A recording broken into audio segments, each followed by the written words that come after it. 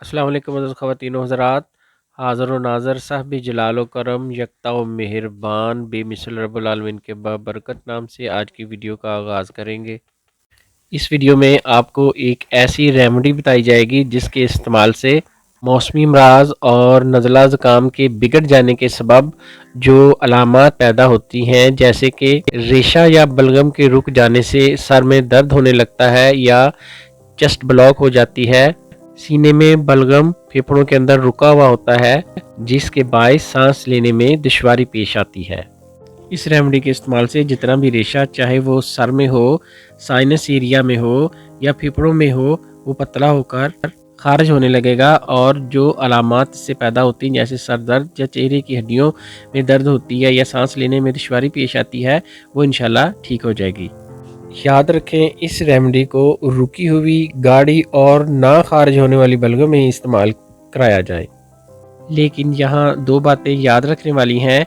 एक तो ये रेमेडी सर्दी के मौसम के लिए है, दूसरा जब आप ये रेमेडी इस्तेमाल कर रहे होंगे इस वक्त कुछ चीज़ों का परहेज़ करना होगा, जैसे कि चावल, केला, ठंडे मशरूबात, आइसक्रीम वगैरह का इस्तेमाल बंद रखना होगा, ताकि इस रेमेडी के अद्वियाती जो असरात हैं उससे आपको भरपूर फ़ायदा मिल सके।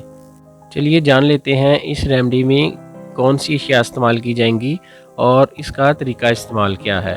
तो इसके अंदर 3 चीज़ें इस्तेमाल होंगी। एक जंगली पुदीना, दूसरे नंबर पर बड़ी इलायची का इस्तेमाल किया जाएगा और तीसरे नंबर पर दालचीनी का इस्तेमाल करेंगे। तकरीबन 1 चम्मच खुश्क पुदीना ले लें या ताज़ा पुदीना भी आप डाल सकते हैं। बेहतर है जंगली पुदीना ले, जो कि आपको आम पंसार स्टोर से मिल जाएगा। इसके साथ बड़ी इलायची ले और दालचीनी के तकरीबन 2 टुकड़े डाले जाएंगे। इन तीनों चीज़ों को 3 से 4 कप पानी में डालकर चूल्हे पे रखें और हल्की आंच पर इसको पकने दें। कम से कम 10 से 15 मिनट इसको पकने दें ताकि इसका जो असर है अद्वियात का वो कैवे में अच्छी तरह आ सके। 1 कप रह जाने पर इसको छान लीजिए और पीते वक्त इसके अंदर 1 चम्मच खालस शहद या गुड़ या शक्कर शामिल करके इस्तेमाल करें। इस कहवे को आप दिन में 2 बार इस्तेमाल कर सकते हैं। अगर ये कहवा बच्चों को इस्तेमाल कराना हो तो उनकी उम्र के मुताबिक इसकी मिकदार खुराक कम कर लें। जैसे कि अगर बहुत छोटे बच्चों को इस्तेमाल करवाना हो तो इस कहवे तैयारशुदा कहवे में से सिर्फ 1 चम्मच उनको सुबह, दोपहर, शाम पिला सकते हैं। इस रेमेडी के इस्तेमाल से ना सिर्फ रुकी हुई बलगम खारिज होना शुरू हो जाएगी बल्कि मैदे का निज़ाम भी ठीक हो जाएगा।